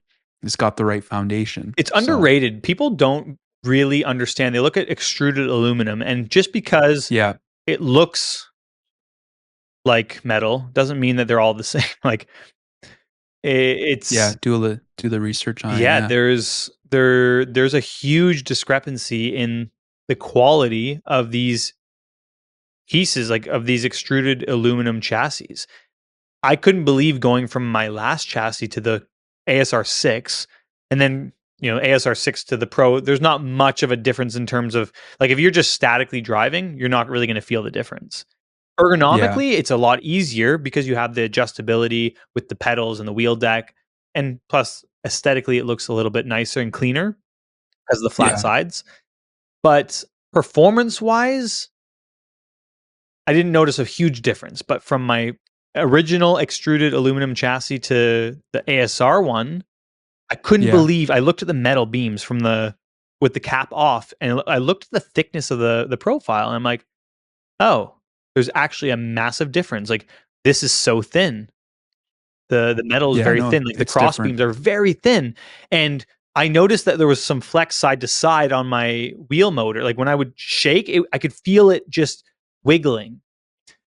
When I used the ASR 6 with D-Box and everything, it felt so rigid. I'm like, holy crap. Like, my old chassis would Yeah. never withstand motion. It would shake apart. Oh yeah. So And that was underrated. part of the reason I upgraded too, because I know D-Box is in my future. I've tried it enough times now that I know I have to have it. It's just a matter of fitting it into the timeline and the plan and budget. But I went from the Track Racer TR8, which was my first cockpit, which is honestly is pretty decent. Like if you want to just start out, but like from that to the SR Pro, I was like, holy shit! Yeah. Like I've really been missing out on something here because just everything. I don't know. It's just felt different, felt better. Um, Yeah, it feels let's more talk about sturdy. yeah, absolutely. So we could talk more sim racing for hours and hours again, but we'll have to do a part two podcast maybe one day. Yeah. Um, but I want to ask you about Moradness because this is like another big part of your life and what you guys do. And I'm wearing my Moradness shirt. I noticed that as So it peeked around the mic. I had to, yeah, it's blocked by the Yeah, mic. It needs notice. to be higher up the logo. Look at. Um, so look, for those who don't know or own 20 pairs of socks like me, what is Moradness in your words? So Moradness is here's what it is. Moradness is a lifestyle and performance clothing company that's motivated Yep. by motorsport. Yeah. So everything we produce is in some way or another linked with motorsport. It's supposed to either assist you in whether you're training, sim racing, going to the track, wearing the clothes of the track, or you want to wear it outside of the track. And that's where it kind of the idea stemmed from, creating clothing initially, hats, shirts, hoodies, whatever it was, Yeah. that you could wear at the racetrack. It looked racing, it looked like racing. Yeah. And you could also Yeah, it wear it does. outside and people wouldn't be like, why is that guy wearing a Corvette shirt? Like, No, I mean you know? I gotta be honest, like so the socks I was skeptical, but then I bought 3 pairs, and Daniel's not paying me to say this, so this is my honest opinion, I swear. I bought 3 pairs, and they're not only are they great for sim racing, and I was a shoe guy for sim racing, but I was actually starting to have issues with some of the shoes that I was using, and I just said, "Okay, let me be like Daniel, I'm gonna try racing with socks." Super comfortable. And these socks are not just like I thought they would just be like normal socks. No, they're like as socks, Yeah. they're super comfortable. I wear them all. Well, I'm not they're lying. I'm wearing them right compression now. socks and Yeah, perforated. They're performance sports socks with gel yeah, pad, like little rubber silicone pads or whatever on the bottom yeah, that are helping with cushioning on the brake pedal and giving you grip. So it's kind of like a driving shoe hybrid sock. yeah. But there's enough depending on your pedal face. There's enough like it's enough grip, but not too much grip. I Yeah. found, so you can still modulate your throttle. And also another tip: if you live in a house with slippery hardwood flooring, I no longer slip on the stairs Mm. anymore. I socks. actually wear my sim socks every day, even if I'm not on I wear sim. them all the time. Right? I'm not lying, Daniel. I wear your socks all the time now, and then I think I went from I got I have them I now. got the lime green. I can't fit my leg up. I can't stretch. But they I bought like 20 pairs after I bought the 3 pairs. Yeah. So because I wanted every color. It's They're something you fun. don't They're realize. Like everyone's like, "Oh, no. it's like a what is it? A trampoline sock?" I'm like, "No, no." I would like to think that you don't put out anything out there that you would wear that you wouldn't wear yourself. Is that true? Absolutely, and I think Yeah. you can tell that I like good I can quality tell. stuff. Are you so you mentioned kind of fashion being something you wanted to get into. Is that kind of what led to this a little bit? Absolutely. I'm a Um believer in buying not a lot of stuff, but good quality yeah. stuff that's going to last you. I'm not Uh, cheap in the sense where I'm like, oh, well, this T-shirt's $3. I'll buy 50 of them. No, yeah. this T-shirt's $20. I'm going to buy 3. You know, they're Yeah. going to last me longer than the 50. I'm going to wash them one time and they're going to be ruined. You So know what I've been realizing as I get older is upgrading my basics. Socks, t-shirts, yeah, underwear, things like that. Got to be comfortable and got to be nice absolutely. cuz I don't care so much about being the coolest, though my Moradness stuff does look cool. Yeah. But it's so comfortable. Great thing about So how did it all start though? Yeah, it started well, just to round out your point, I Yeah. love wearing the Moradness stuff. It's actually helped me because I Yeah. don't buy as much other things. Yeah. I just wear Moradness all the time. Shorts, socks, shirt, like literally everything Yeah, I'm why wearing is wouldn't you? Moradness. Oh But it yeah. all How started cool is it? It's cool to have your own brand for sure. for It's sure. very And cool. It's nice if stuff. if It's I good don't wear stuff. it, well, I want to we're making stuff that's high quality to the point where I want to Yeah. wear it over anything else. And I love it. It's the perfect fit, so comfortable. And I'm not Yeah. just saying that because I own the stuff. I actually No, and I'm I'm not just so saying it critical either. on these things Yeah. where I'm more like a consumer myself, but semi owning the company. Like I'm consuming my own product. I'm wearing my own product. I need it to be good. If it's not good, Yeah. I don't want to wear it. And were things that we produced where I wasn't happy with the quality. I'm like, there's no chance we're putting this out. Even though Jess is like, well, we produced it. We spent all. I'm like, I don't care. We should lose money on this because we're not putting this out for people Yeah. because I don't Yeah. like it.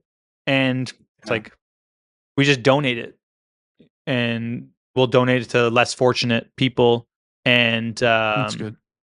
and that's just the way it is. Like I don't want to put out stuff that I don't like.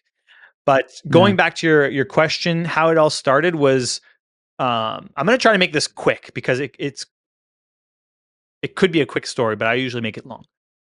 Daytona Yeah. 24 hour, you know the story, out of racing, back in racing. We won the Yeah. Rolex 24 in our first shot. And I'm not Lewis Hamilton or anything by any means. I'm not I don't think of myself as like, famous or things like that. Even though people want to say, "Oh, you're famous." I do not at all ever think that. I just think I'm Yeah. a regular guy, and I am. Just we're the same. Yeah. We're all human. But I think people get excited about what you're doing and they want to be a part of it and Yeah. excited and I think you're great at sharing the experiences, which is cool. And there's a reason why you do Twitch, because I think you enjoy building the community. It's evident when you're streaming. So it's the fame is okay, yeah, famous, but I think it's being known as someone who's passionate about Yeah. both racing and sim racing, and people gravitate towards that, Absolutely. right? I dedicate my Yeah. time towards sharing my experience with other people. And why I Hmm. bring that up and why I mention that is because it could be perceived that starting a company called Moradness that's revolving Yeah. kind of like around your name and you, it's like, who are you to make this? Yeah. And those were some of the questions we faced early on. So after winning the Rolex Yeah. 24 with my team, we had randomly like we made 10 hats. I had 10 hats made through Adidas, I think.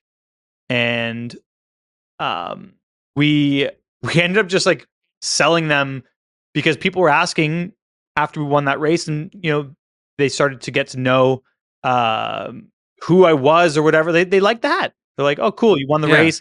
I like that hat. Can I buy that hat?"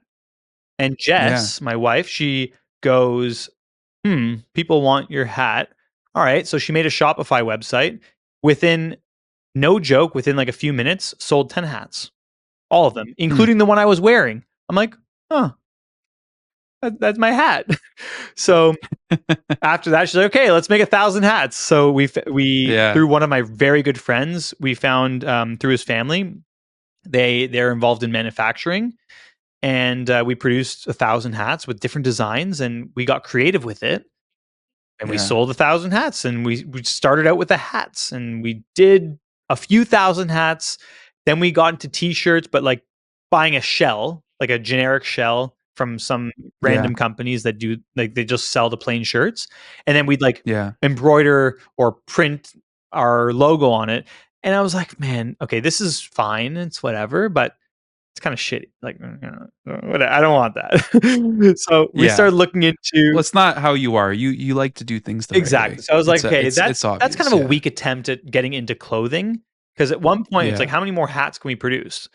So then we started sourcing our own shirts. We picked the fabric, the actual the fitment. So we had to create Yeah. patterns and size guides. And from scratch, it was Moradness fabric, Moradness fit and finish on everything. That's Then it cool. started getting real. Like, then it was Yeah. cool. I was gonna add, you kind of led me, like, when did it start occurring to you like, okay, this is gonna be a Yeah, really you know when it viable got business real now. was when I raced at Mosport in 2017, Yeah. before we even made t-shirts. 2017, when after we won Daytona, I raced at Mosport, and I saw about 400 or 500 people wearing our Moradness hats in the paddock and along the fence Oh, line when I was driving. I'm like, hmm, yeah. that is pretty wild. Not gonna lie. That's cool. That's So really cool. that's when we decided to take it to the next level and make shirts. I wasn't happy with those. Then we made better shirts. And I'm like, okay, we actually have a brand here, not just merch. Mhm. The plan was never to create Yeah. merch, it was to create a brand and a community. And it's been driven by community the whole time, and it still is today. Yeah. Very much connected to it. Yeah. But No, I gotta be honest. I'm not afraid to say it, but I thought, okay, this is kind of just merch, right? And then I started buying some of the things, and then I was like, no, this is like really, this is a brand. These are cool clothes, like the performance jersey, like how it feels, like the socks, the comfort that you get. Like there's value in yeah. what you're getting, and I'm saying that as a regular consumer Yeah. And it doesn't of clothes, scream. but I don't want it to say Daniel Morad on it. It's not Daniel yeah, Morad stuff. It no, is I like the logo. Moradness. It's completely separate. And it's been hard to separate that, and it is starting to happen where people Yeah, buy the Moradness product and they don't even know who I am, which is yeah, very cool in a way, because I don't want people to buy just because they want to buy some sort of merch from me, because it's not merch. So then, yeah, the gloves really took us to another level on that. yeah. I want to ask you about the gloves. I was just gonna say, I think for like, even like, it's for me, I think it's starting to become sort of like a sim racing community sign. Like I think if I'm somewhere and I see someone else wearing the Morad, it's kind of like you think like, hey, you might be into sim racing too because you know who Daniel Morad is, or you know you're into racing. So it's kind of like signifies this sort of community, right? Even with the gloves, like you see all the gloves pop up in different YouTube videos and things, and you're like, okay, this guy knows, he For knows. sure. And it's cool to see that too when I go on Yeah, YouTube and I'm browsing and I see some sim racing content, and I open it up and I see the person wearing Moradness gloves. It's the coolest thing ever. I'm yeah, like, man, that's awesome. I have no idea yeah. who It's this awesome. is, but like, they're Yeah. using our product, and it's really, really nice to see that actually. Um, but What was the inspiration for the gloves? So how did it? yeah, that started during COVID. So I was Yeah. using my racing gloves and I noticed that they kept ripping like so Oh. frequently, and it was falling apart. It was all fraying and disintegrating. I'm like, wow, I can't believe my gloves. These are like $400 gloves, Nomex gloves, and they're falling apart. So I Hmm. said, why would I wear somebody else's gloves? We should make our own. So I told Jess, I'm like, do you think we can make our own gloves? She's like, let me Yeah. see what we can do. So through our manufacturers, it's a small industry. Everybody knows everybody once you're in it. You Yeah. start asking a few questions, and next thing you know, you start producing. Like, we made our gloves, and we got a few samples of different products. I'm like, okay, this is okay, we can work with this is no good. And then we just produced the first version, and there were like 7 versions before we released the very first one, before I was like, okay, this is good. Hmm. Then I'm like, okay, maybe we need to change the fit after using it for more time. And one of the key principles why I wanted to make the glove was, number one, the durability had to be good. For the most, okay, there's always going to be a few here and there out of 1,000 that might have a thread that could break. It's totally Yeah. normal. At the end of the day, it's hand stitched, right? And to make the glove comfortable, to reduce the amount of overhang of the outside seam, you need to put that thread so close to the edge. And if one of the threads misses to you know connect the two pieces of fabric together, the top of the hand and the bottom, if it Yeah. misses by a little bit and it's right on the edge and comes off, then it's very easy when you put the glove on to have an opening. Yeah. But thankfully, the quality control has been, I would say, very good. We have like less than 1%, I think, or maybe about Yeah. 1% defect rate, which is very good Yeah. for No, that is very good, and I'm sure you deal with it. I mean, like, anything has its defect problems. rate. Any product has its defect. Geez, like, there's no company out there that can say they ship a perfect product 100% of the No, time. and that's Maybe why we there put the is. string on, right? We have these Yeah. strings that say, before you use the gloves, inspect the product, because of course these little things can happen. But people don't like reading, including myself. Sometimes I don't read things, Yeah. but Yeah. we try to have the highest quality stuff. So building a glove that was durable, that could last a long time. And I know guys that have been using the same pair of gloves for 2 years. I don't Yeah. know any racing drivers that could use a pair of gloves for more than 3 months. I know my Yeah. gloves, I have to cycle them out every few months. And I'm driving Makes not nearly as much as on the sim. One of the So, things that stood out to me too is like the comfort, like inside the glove. Like, I've tried other gloves that were like marketed towards sim racing specifically, and you feel the stitching and stuff that's inside. the Like, these you put problem. on It's is the just, inside yeah, seam these, is so uncomfortable. that's where I was kind of sold on them when I ordered my first pair, because I was like, okay, is this worth Yeah. it? So I said, The through all my experience using 3, 4, $500 pairs of gloves, mm-hmm. and right now I'm currently using gloves that the Formula One guys use, like the Puma stuff through AMG is the Yeah, same exact stuff that Lewis Hamilton or George Russell would wear. So it's the same cool. same Yeah, gear, or like any Puma stuff you see in F1 is the same grade that we have, and it's very good stuff, but it's very expensive. yeah, yeah, So the goal was, how can we create top level gear yeah, at an affordable price that's very durable, that will last you. yeah. We don't want you to say, I need another pair because these are worn out. We want you to get another pair because, oh, that next design is so cool. I need that. This is what you've done now, because I own 5, I think 4 or 5. But and so here's what I think is cool, and it's kind of become, I think the gloves, and this is a trend that I'm seeing now, and I'm seeing this, is that it's sort of become like sim racing fashion, right? Like, I like, look, we change, all of us, like sneakerheads change their sneakers to match their outfit. Yeah. Like, eh, you know, look, I might be the exception, but you'll get it, and maybe people will laugh at me, and I don't care because I know there's others out there. But like, I'll now match, my socks with the gloves and the shirt. Like, why not, right? I absolutely And do the it's like, same thing. I know you do. We've seen it. But but it's cool that it's fun though. Like, I think that, yes, there's no logical reason that you need more than one. Like you said, the gloves are super high. It's funny though. I still use like the dark side ones. Those are kind of like my go-to. And then I have a few other designs that I like to switch up. And So what for you're fun, saying when is we I'm need to make doing, more black with red accents. That's what I'm picking up yeah, here. it's very on brand for me. It's very on brand for It me. is. I can't, I missed the plaid. You're sold out right now on the size. So if you come across some plaid, let me know. But yeah, like, I kind of like buying the different ones, and then when I film a different review, I'll throw on the limited edition ones I have. Look, you know what? This is about having fun, and I like what you guys are doing with the designs. I think now people are actually getting excited. Like, what are the next designs? Like, Jess throwed up a tease of one of the designs on the stream, and I was like, oh, I need those. Those are cool. Yeah. So yeah, I think it's really cool what you guys are doing, and it's nice to hear that how much you're paying attention to the quality. And I know this may sound like a commercial right now, but it's not. I'm just Yeah. we're talking about this stuff, and it's cool. I think you guys should check it out if you haven't. I mean, it's a lot of fun. Yeah, so Uh, that's kind of where it started.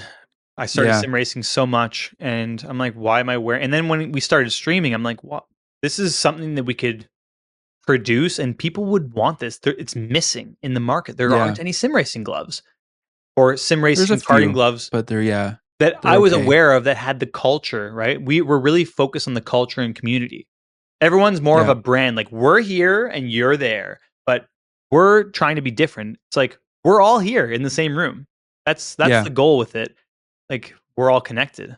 We're doing the It's same kind of like thing. it's kind of how we met a little bit. Like I think where you came to know, like I think I did like a review of your gloves earlier on because nobody was sending me stuff, so I was just reviewing everything I bought. I'm like, oh, I have these Moradness gloves. I'm gonna review those, Yeah. and then you reached out to me and was like, hey, we saw the review. That's cool. So, these things kind of bring people with common interests together, and it's nice that you're not only building a brand, but I think you're building a community, which is really neat to see.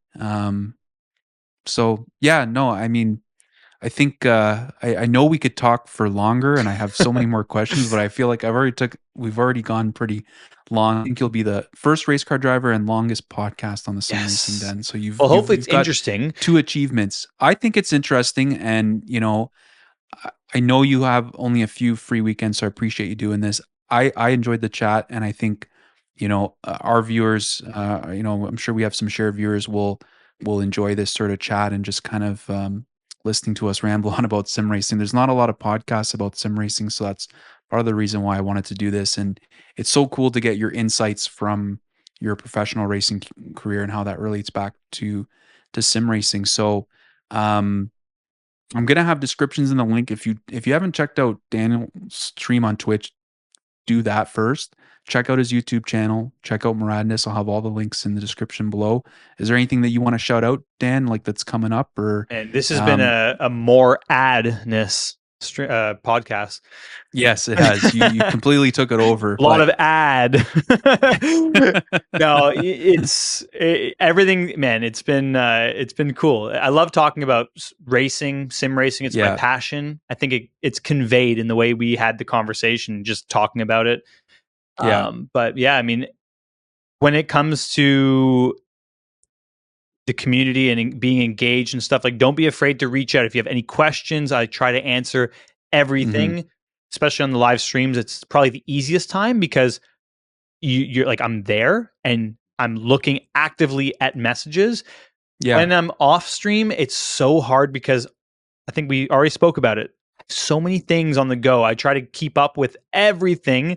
I even dedicate time towards answering comments on YouTube. Like, I spend 30 minutes a day, just yeah, whatever the most recent ones are. I'm just like, I fire through as many as I can and try to answer everybody. But when there's 1,000 comments on every video, you can't. You yeah. can't physically get to every single one. It will No, consume your entire day. So hopefully that's appreciated. But I mean, I try my best to stay in touch with everyone. yeah, Live stream's the best. And if you want a pair of sim racing gloves, moradness.com is your place. yeah. Check them out. Definitely recommend it. And thanks again, Daniel, for doing this. It's been a blast, and I'm sure we'll talk soon. And Absolutely. also, good luck with the upcoming races. I think Thank next you. is what, Indianapolis Indianapolis, next. and if Yep, anyone's there, if anybody is at the next few races, by all means, like, come by the trailer. You don't even yep, need to schedule anything. Don't even bother about messaging me. Literally ask one of the crew guys, say, hey, is Daniel around? They already know. They get that question. That's like the most frequently asked question. But I'm totally cool. I tell everyone, just come by the trailer, yeah. ask for me. I'll come out if I'm not already in the back of the trailer. Very cool. Yep. Well, we'll be cheering you on here and watching your races. So good luck Thanks. with everything, and we'll talk Thanks, soon. Mike.